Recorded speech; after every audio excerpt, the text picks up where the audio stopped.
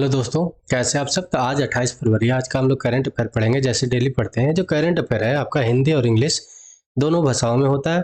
ये किस एग्जाम के लिए महत्वपूर्ण है, तो अगर आप यूपीएससी का वनडे एग्जाम देते हैं या पीसीएस कहीं का देते हैं, बैंक का देते हैं, एसएससी का देते हैं, रेलवे का देते हैं, और भी जो कम्पिटिटिव एग्जाम है उसका अगर एग्जाम देते हैं तो आपके लिए 100% महत्वपूर्ण साबित होगा ही होगा। इसके साथ ही आपका स्टैटिक्स और मैप भी कंप्लीट करके ले चला जाता है, ताकि आपका बैकग्राउंड कंप्लीट होता चले और आप एग्जाम जब देने जाएं तो आप कंफर्टेबल फील करें एग्जाम में। वीडियो अच्छा लगेगा तो लाइक करिएगा, कमेंट करिएगा, शेयर करिएगा, सब्सक्राइब करिएगा और बेल आइकन को दबा कर रखिएगा, ताकि आपके पास वीडियो का नोटिफिकेशन समय पे पहुंचता रहे। तो चलिए आज का क्लास शुरू करते हैं। पहला क्वेश्चन क्या है कि हाल ही में क्या हुआ, अभी मैच हो रहा था महिला विश्व कप T20 का, उसमें कौन ट्रॉफी जीता है ये आपको बताना है। तो पहला ऑप्शन क्या है, दक्षिण अफ्रीका, दूसरा है इंग्लैंड, तीसरा है भारत और चौथा है ऑस्ट्रेलिया। तो इसको कौन जीता है, तो ऑस्ट्रेलिया है। जो ऑस्ट्रेलिया का जो वुमेन टीम है वो T20 विश्व कप का क्या हुआ है, जीत हासिल किया है। किसको हराकर, साउथ अफ्रीका को 19 रन से हराकर ये मैच जीत लिया था। ये बात याद रखिएगा। और ऐसा करने वाला है जो ऑस्ट्रेलिया है, छठा बार हो गया, मतलब छठा बार ऑस्ट्रेलिया जो महिला क्रिकेट टीम है वो छठी बार T20 वर्ल्ड कप जीती है।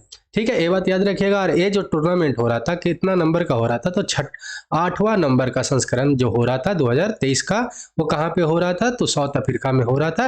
ये बात याद रखिएगा। और साउथ अफ्रीका को ही हराया है ऑस्ट्रेलिया ने, ये भी बात याद रखना है। ठीक, अगला क्वेश्चन क्या है कि एलसीए तेजस जो है पहली बार क्या हुआ है कि भारत के बाहर कौन सा अंतर्राष्ट्रीय उड़ान अभ्यास में भाग लेगा, ये आपको बताना है। तो पहला ऑप्शन क्या है, एक्सरसाइज डेजर्ट फ्लैग 8, दूसरा क्या है एक्सरसाइज सिम्बेक्स, तीसरा क्या है एक्सरसाइज गरुड़ा शक्ति 4 और एक्सरसाइज अस्त्रा। इसका जो सही उत्तर क्या है, एक्सरसाइज डेजर्ट फ्लाइट 8 में एक क्या हुआ कि भाग लिया है। ठीक है, ये बात याद रखना है।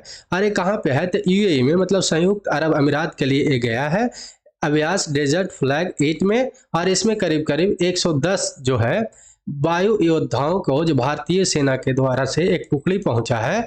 और एक कहा है कि इसमें तेजस जो है एलसीए तेजस जो है पहली बार भारत के बाहर अंतर्राष्ट्रीय उड़ान में ये भाग लिया है।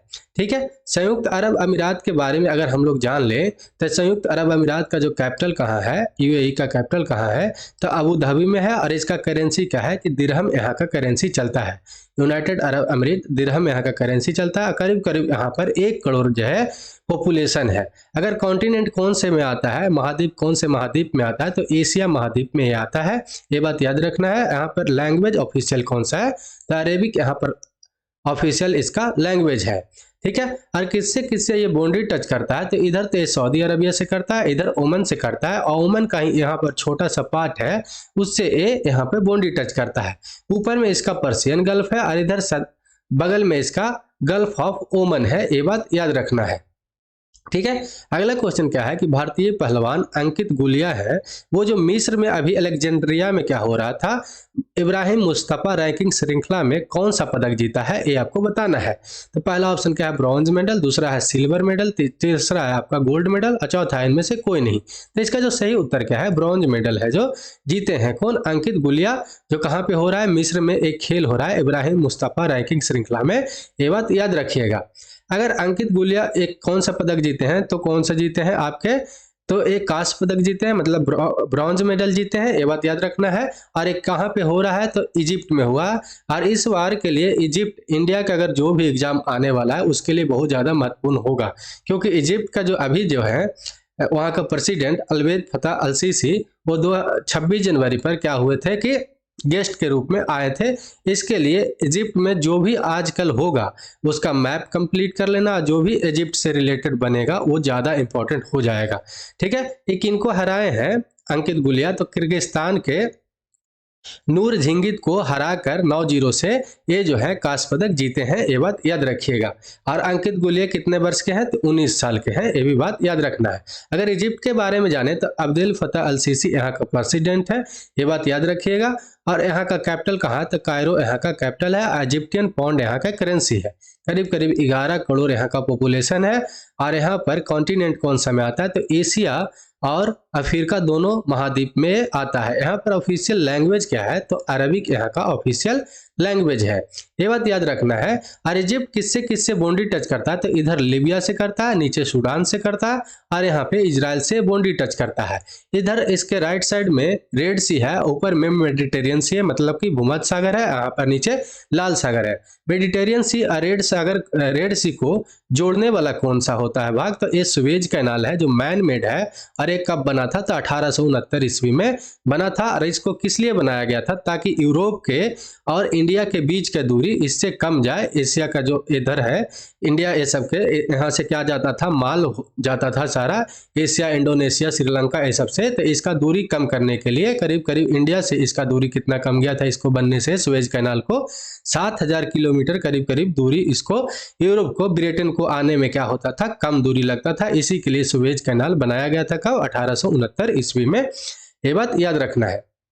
अगला क्वेश्चन क्या है कि किस भारतीय कंप्यूटर वैज्ञानिक को मार्कोनी पुरस्कार 2023 से सम्मानित किया गया, तो पहला अमर्त्य सेन, दूसरा है अभिजीत बनर्जी, और तीसरा है कैलाश सत्यार्थी, और चौथा है हरि बालकृष्णन सॉरी। तो इसका जो सही उत्तर क्या है, हरि बालकृष्णन। अगर इसमें ऑप्शन भी आप जानते, अगर पढ़े हुए होते, तो अमर्त्य सेन जो है इकोनॉमिस्ट है, ये तो वैज्ञानिक तो नहीं हो सकते थे। अभिजीत बनर्जी कुछ दिन पहले, 2 साल पहले इनको क्या मिला था, नोबेल पुरस्कार मिला था, क्या चीज के लिए, तो इकोनॉमिक्स के लिए, तो ये भी नहीं हो सकते, एक इकोनॉमिस्ट थे। और ये दोनों में अब ऑप्शन बचा था 50-50 में, तो ऐसे भी आप बना सकते थे। तो इसका जो सही उत्तर क्या है, हरि बालकृष्णन का मिला है। एक क्या है, जो MIT जो इंस्टीट्यूट ऑफ टेक्नोलॉजी है अमेरिका का, वहां पर एक क्या है, इलेक्ट्रिकल इंजीनियर है, और उन्हीं को इसको मार्कोनी पुरस्कार इस बार का दिया गया है, हरि बालकृष्णन को। ये बात याद रखिएगा। ये जो MIT के क्या है, एक प्रोफेसर है, ये बात याद रखना है, और एक इलेक्ट्रिकल और कंप्यूटर विभाग, साइंस विभाग के क्या है, एक प्रोफेसर है, ये बात याद रखिएगा।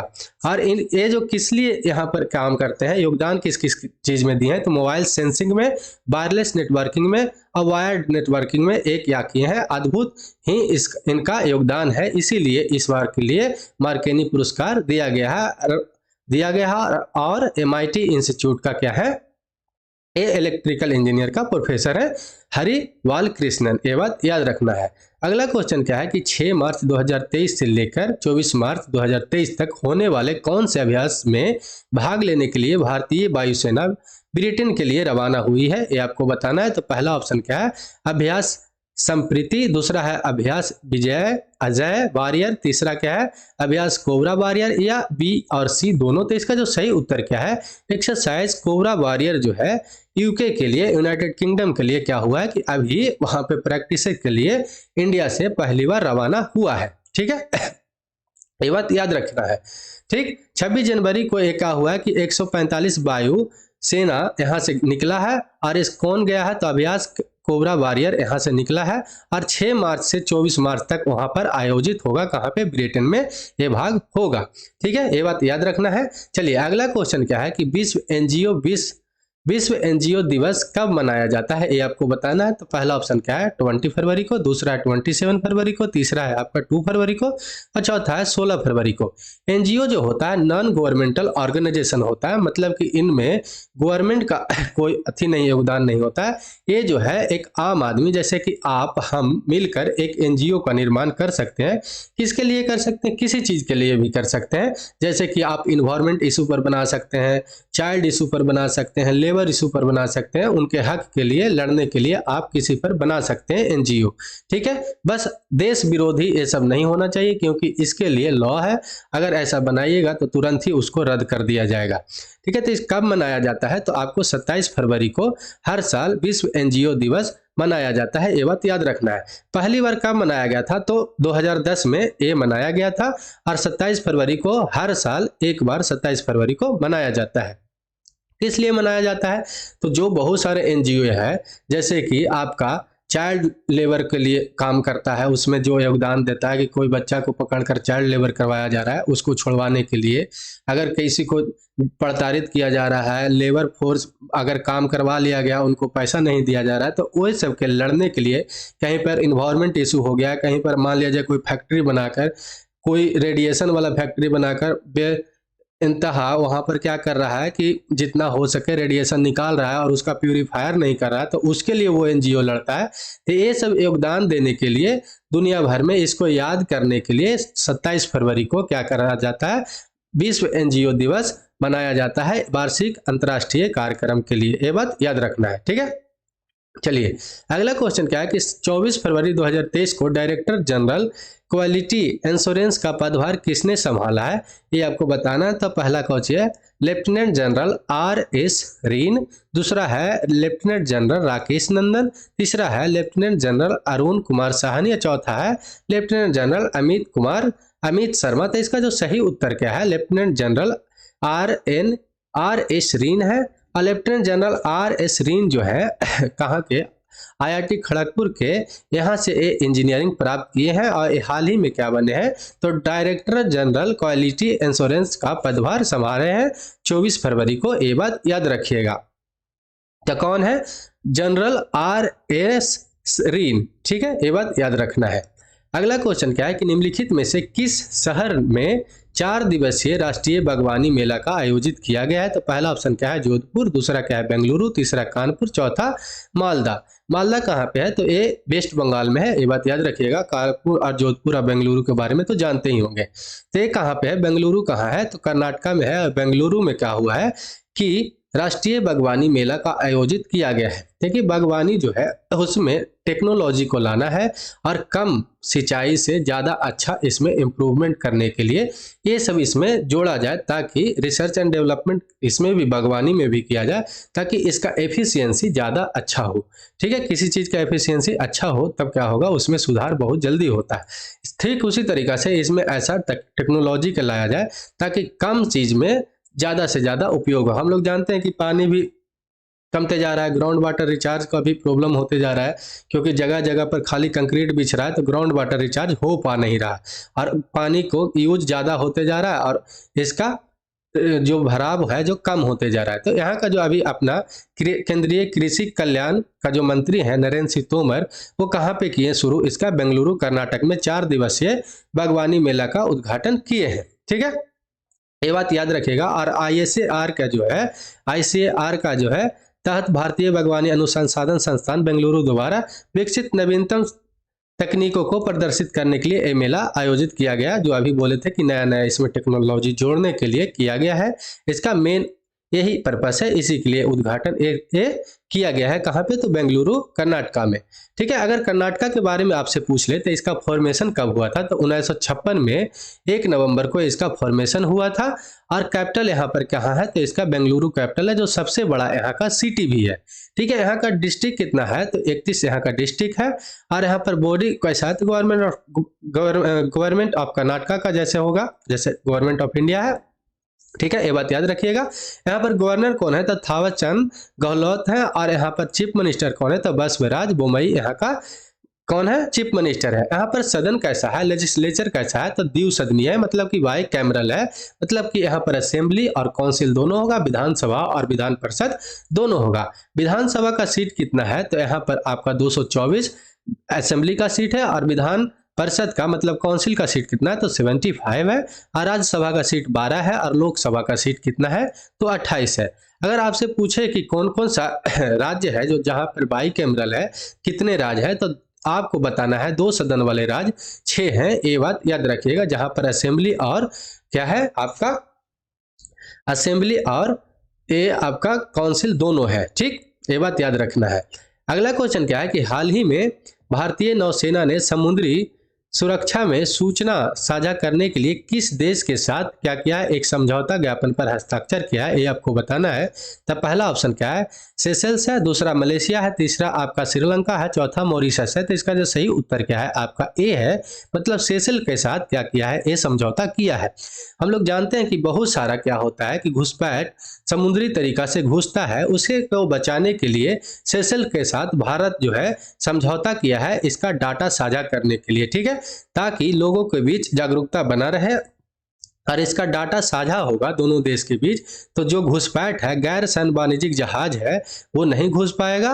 और जब घुसेगा तो उसको दोनों देश के बात जब एक दूसरे को डाटा ट्रांसफर होते रहेगा तो क्या होगा, पता चल जाएगा, ताकि उसको पता चल जाएगा तो ये बता देगा, इंडिया को पता चल जाएगा तो वो बता देगा, डाटा साझा कर देगा। ठीक है, इसका जो स्थापना कब हुआ था, तो 2018 में इसका स्थापना हुआ था इंडियन ओशियन के लिए, ताकि इंडियन ओशियन को सुरक्षा प्राप्त हो, ताकि कोई घुसपैठ इंडिया को और या सेशल्स को, जो भी इसके साथ ही देश होगा जिसके साथ साथ में मिलकर बना है, उसको क्या हो, इंडियन ओशियन के जो भी चारों तरफ देश बसा हुआ है उसको नुकसान ना पहुंचे, इसके लिए इसको बनाया गया था। ठीक है, अगर सेशल्स के बारे में पूछे तो इसका कैपिटल कहाँ है, तो विक्टोरिया इसका कैपिटल है, और ये बहुत छोटा सा एक टापू क्या है, इंडियन ओशियन में बसा हुआ है, आपका मेडागास्कर के पास में। अभी मैप पर भी दिखा देंगे। यहाँ पर अगर करेंसी पूछे तो सेल्सियस क्या चलता है, यहाँ पे रुपी चलता है। ठीक है, सेशल्स का मतलब सेशल कंट्री का रुपया चलता है, रुपी चलता है, और यहाँ पर पॉपुलेशन करीब करीब 1 लाख यहाँ पर पॉपुलेशन है। ठीक है, लैंग्वेज यहाँ पर कैसा चलता है, तो फ्रेंच, इंग्लिश, और यहाँ का सेरोल यहाँ का लैंग्वेज है अपना। और अगर सेशल्स के बारे में पूछे तो ये इंडियन ओशियन है, ऊपर में इंडिया है, और यहाँ पर देखिए तंजानिया है, और ये मेडागास्कर जो है, ठीक है, इसी के पास में ये सेशल्स छोटा सा एक टापू देश है जहाँ का करीब करीब आबादी 1 लाख है मात्र। ठीक है, अगला क्वेश्चन क्या है कि हाल ही में लिकोरिस की खेती का आयोजन करने वाला पहला राज्य कौन बना है, तो ये आपका लिकोरिस है, जैसा ये लकड़ी की तरह आप याद रखिएगा।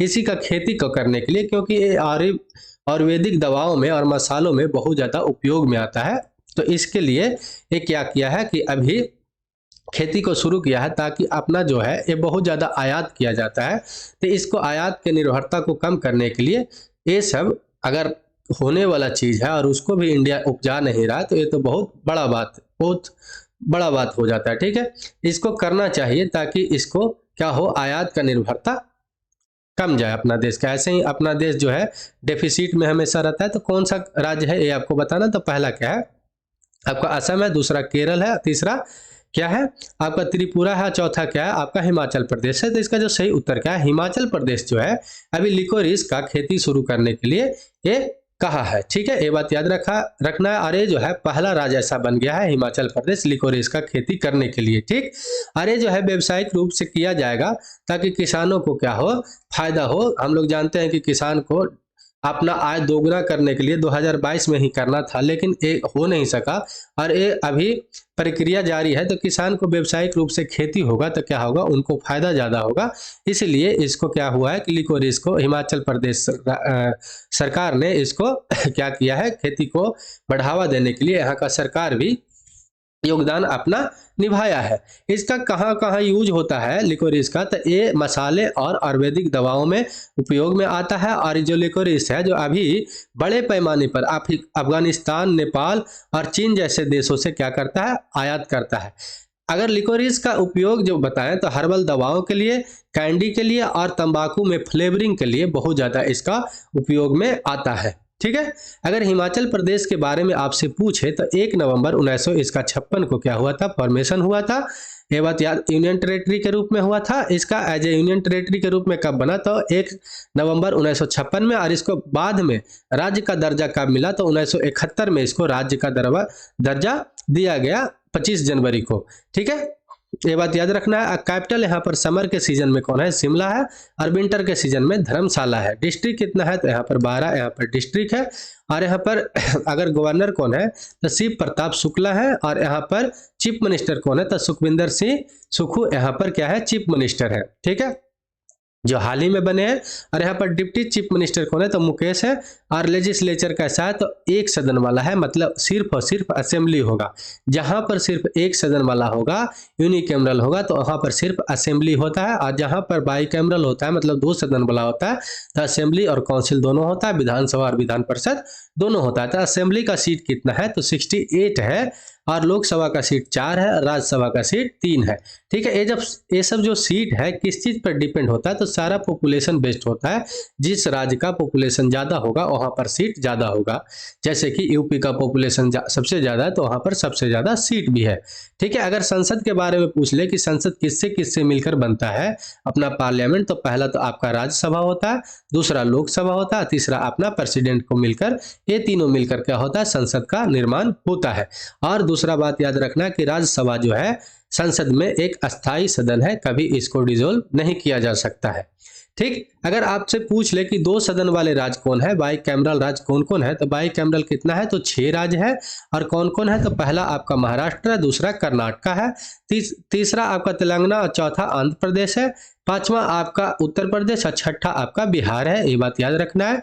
अगर आपसे पूछे कि हिमाचल प्रदेश किससे किससे बाउंड्री टच करता है, तो हिमाचल प्रदेश ऊपर लेह से मतलब लद्दाख से, यूनियन टेरिटरी से, इधर जम्मू कश्मीर से, इधर पंजाब से, और इधर आपका हरियाणा से, और इधर उत्तर प्रदेश से भी ये बाउंड्री टच करता है, और यहाँ पर उत्तराखंड से इतना से ये बाउंड्री टच करता है, और इधर चाइना से ये बाउंड्री टच करता है। ये बात याद रखिएगा, जो चाइना जो तिब्बत को हड़प लिया है उसी का पार्ट से ये बाउंड्री टच करता है। ठीक, तो आज के लिए इतना ही। तो जय हिंद, जय भारत।